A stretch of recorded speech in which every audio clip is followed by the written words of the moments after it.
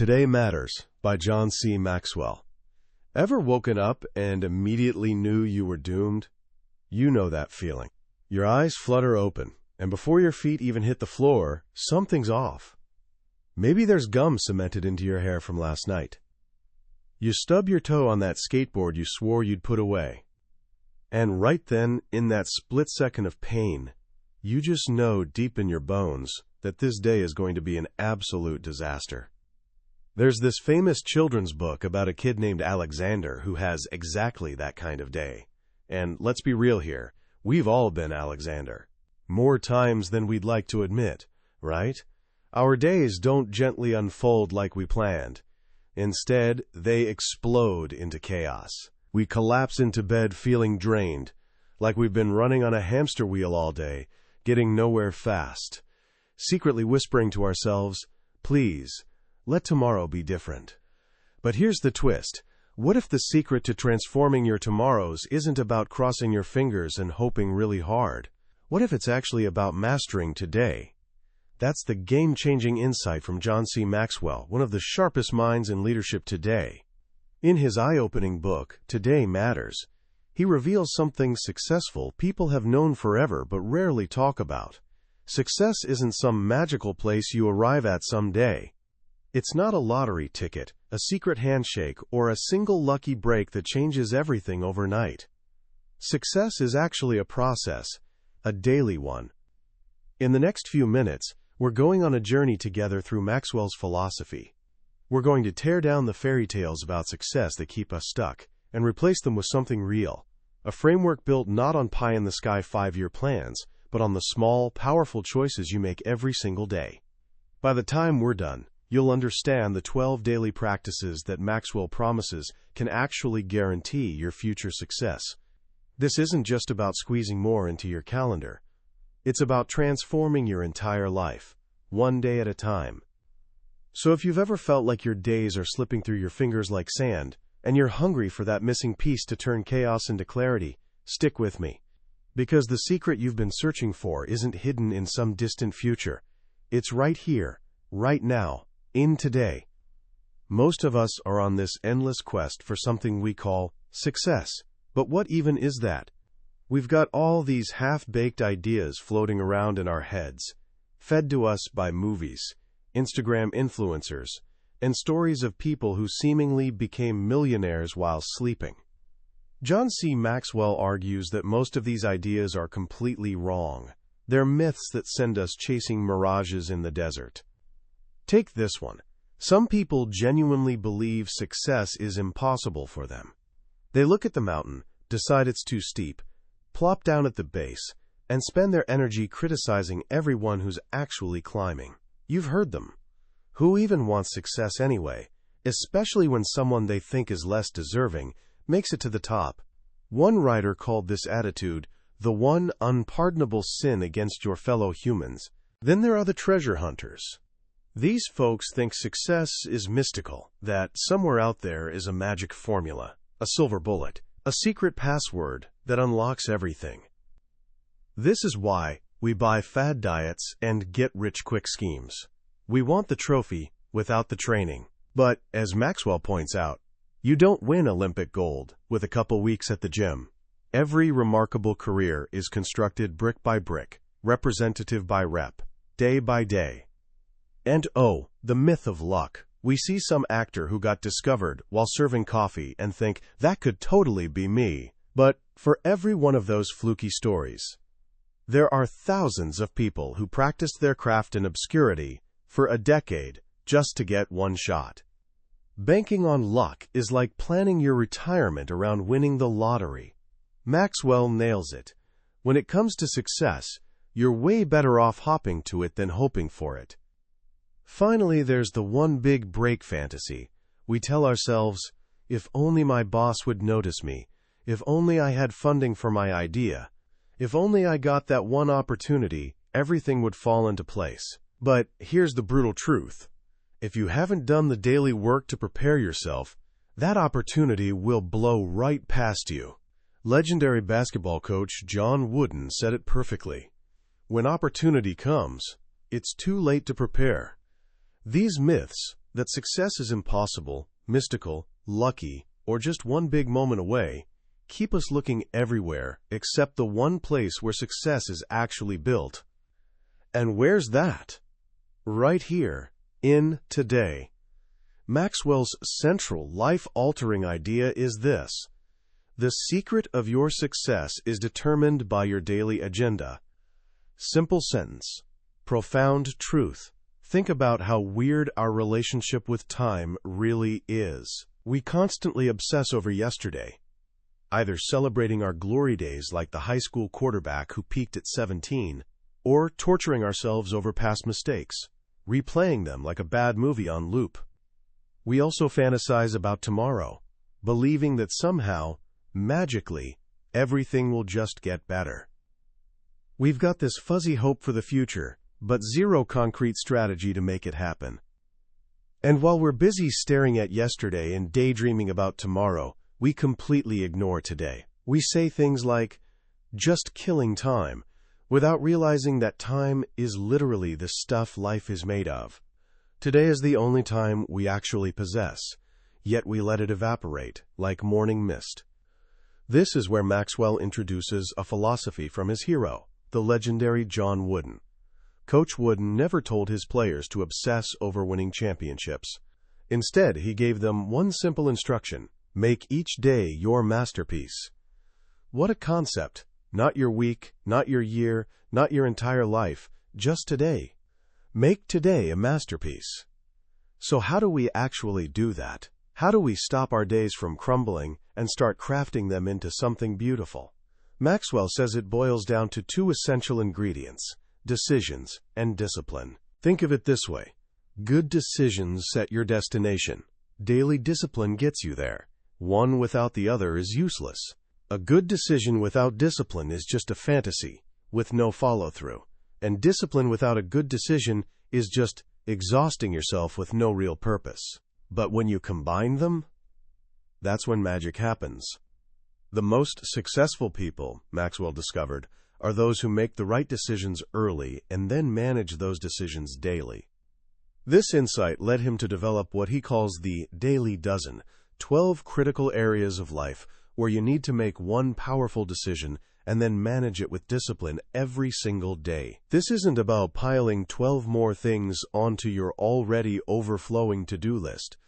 It's about settling these issues in your heart once and for all, so you're not constantly second-guessing yourself. Let's walk through these areas, not as a boring checklist, but as a blueprint for how a well-lived day is actually constructed. It all starts with our inner world, the foundation that shapes everything else. First up is attitude. Maxwell says your attitude at the beginning of any task affects its outcome more than anything else. It's the difference between seeing a day full of possibilities versus a day full of problems.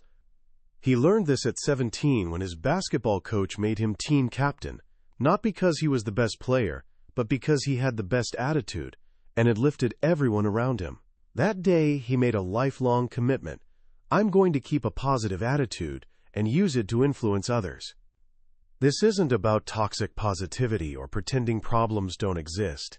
It's about choosing how you respond to them. Maxwell shares the incredible story of cyclist Lance Armstrong.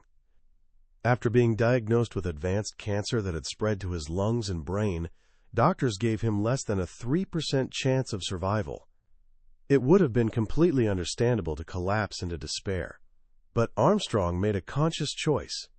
He believed that being depressed would sabotage his fight. He chose hope, because, as he said, hope is the only antidote to fear. That positive attitude didn't just help him survive, it fueled his comeback to win the Tour de France 5 consecutive times. Your attitude can literally transform obstacles into opportunities.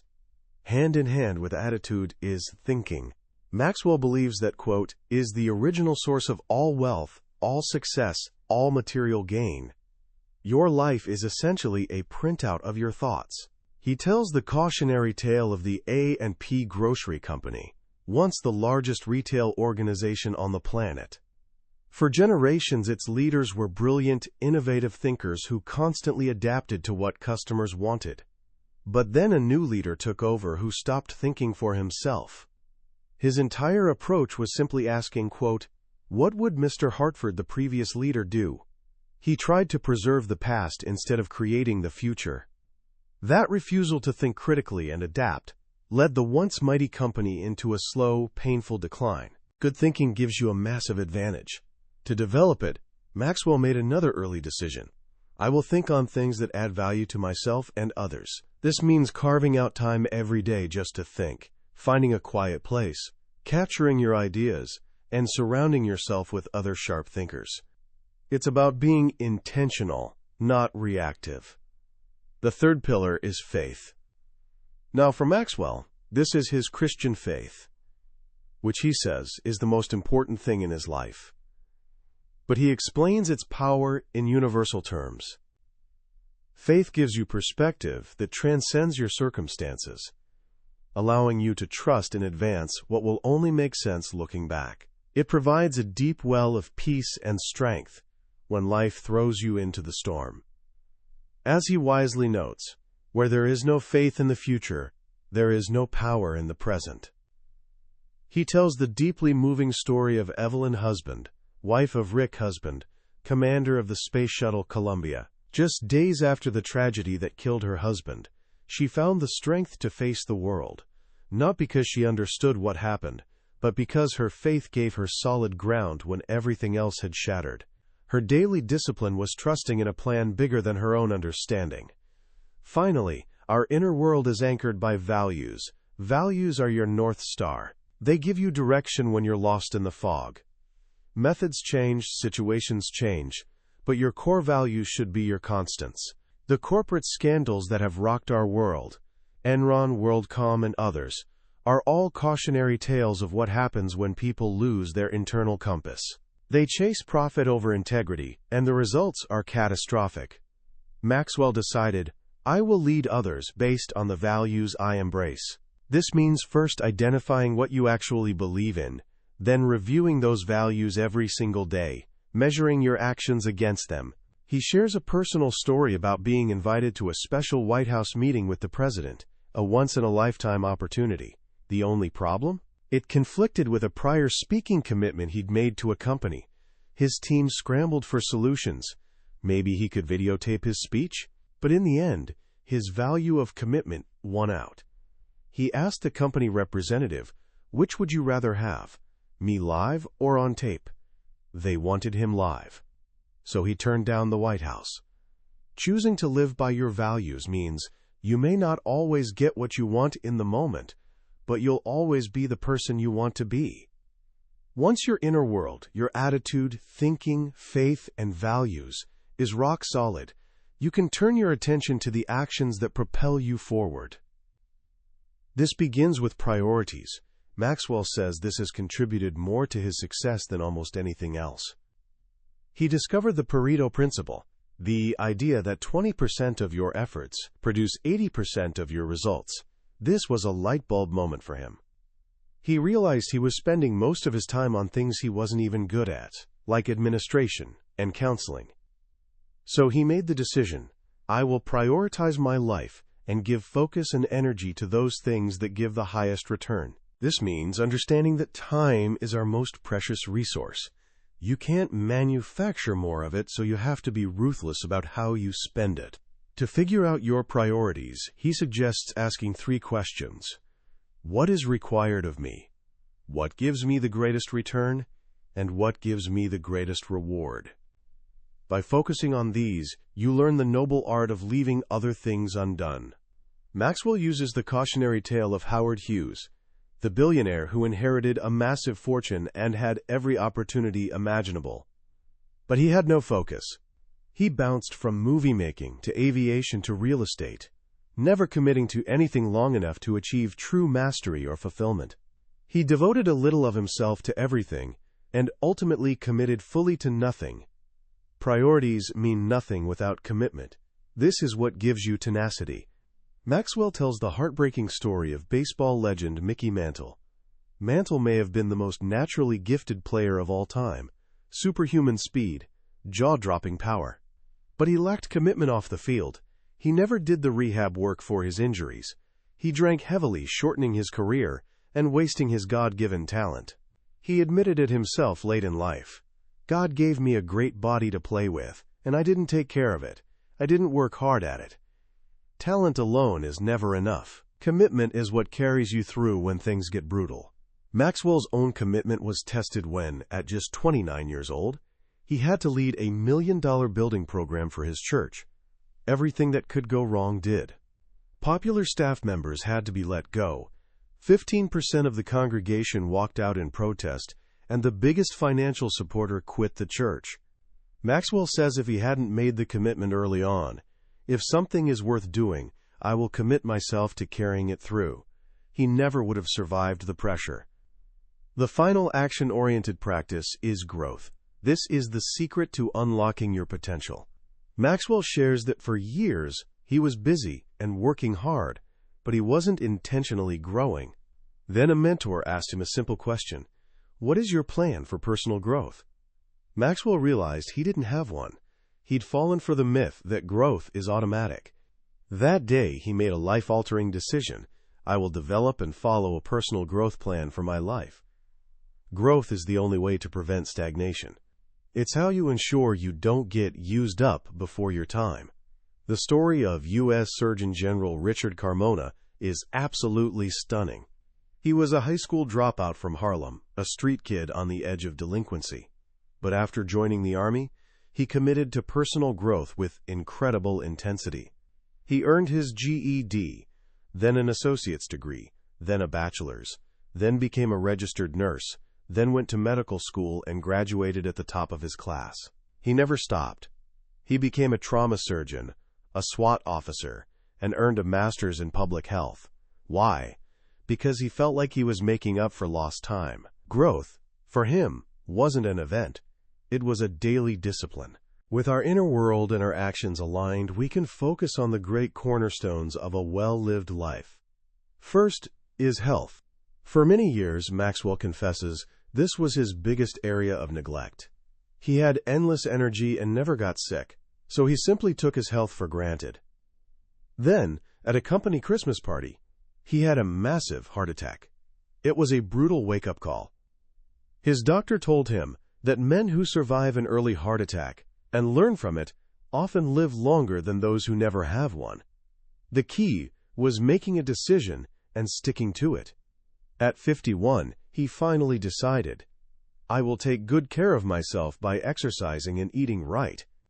It's a daily battle for him, but he knows that we often spend our health to get wealth when we're young, then we'd gladly pay all our wealth to get our health back when we're old.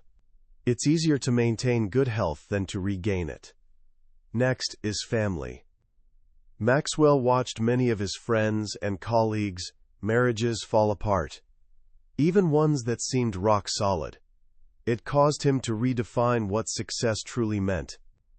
He decided, success means having those closest to me love and respect me the most. This put his wife and children at the very center of his life's purpose. A family provides stability, a safe haven in the storm, a crucible where character is forged, and a treasure chest of our most important relationships. He tells the powerful story of Karen Hughes, once called the most powerful woman in American history. As a top counselor to President George W. Bush, she was at the absolute pinnacle of her career. But she walked away from it all. Why? Because her teenage son needed his roots back in Texas. She chose her family over her career, recognizing that the window of opportunity to be there for her son was just as precious and fleeting as her time in the White House. The third cornerstone is relationships. Maxwell shares a shocking comment from a psychology professor. If you have one true friend in life, you are very fortunate. If you have two, it is highly unusual. This stunned him. He'd always been friendly, but this made him realize he needed to be more intentional. So he decided, I will initiate and make an investment in relationships with others. The cautionary tale here is Armand Hammer, the tycoon behind Occidental Petroleum. He built a massive empire and carefully crafted public image, but behind the scenes, he was a user of people. He used his wives for their money and connections, neglected his own children, and treated employees like disposable tools. When he died, his funeral was poorly attended. His own son didn't even show up. He'd achieved worldly success but died utterly alone. Life's greatest experiences almost always involve other people. The best way to build relationships is to add value to others, put them first, and serve them gladly. The final cornerstone is finances. Money, Maxwell explains, won't make you happy, but debt will absolutely make you miserable. The true value of money is that it gives you options. For years, Maxwell admits, he was the opposite of his brother. His brother saved every penny. He just wanted to have fun. But he eventually realized he needed a plan. He and his wife Margaret made a decision. We will sacrifice today so that we can have options tomorrow. They created a simple formula. Give 10%, invest 10%, and live on 80%. He tells the story of financial guru Sue Zorman, who started her career as a waitress, dreaming of opening a restaurant. After a dishonest broker lost all her borrowed seed money, she didn't give up. She decided to become a broker herself and master the world of finance. But even after becoming successful, she lost her way, running up huge debts to live a high life she wasn't actually earning. It took hitting rock bottom to realize she needed to change. Today, she's a multimillionaire who lives modestly, not because she has to, but because she chooses to. She has options. And this brings us to the final and perhaps most fulfilling of the daily dozen, generosity. This is what gives life significance. Maxwell contrasts the life of stingy billionaire J. Paul Getty with that of Dave Thomas, founder of Wendy's. Getty was so tight with his money that when his own grandson was kidnapped, he refused to pay the ransom until the kidnappers cut off the boy's ear. Dave Thomas, on the other hand, was an adopted child who never forgot where he came from. He used his success and platform to become a tireless advocate for adoption, creating a foundation that has helped thousands of children find loving homes. He understood a profound truth. Greatness is not defined by what a person receives, but by what that person gives. The decision to live a generous life, I will live to give, is what turns success into significance. It's about adding value to others every single day. And there you have it, the Daily Dozen. It's not a magic formula. It's a roadmap. It's a commitment to making today, this very day, a masterpiece. Because if you take care of today, tomorrow will take care of itself. As we zoom out and look at the big picture John C. Maxwell has painted for us in Today Matters, what's truly striking is its profound simplicity. In a world screaming about life hacks, overnight success, and finding that one secret that changes everything, Maxwell's voice is refreshingly calm and steady, a reminder of a timeless truth. The life you want is built in the small, seemingly insignificant moments of your day. The book's most powerful lesson, for me, is the radical shift in focus it demands. We're a culture obsessed with destinations. We want to arrive at success, achieve the goal, cross the finish line, and throw our hands up in victory.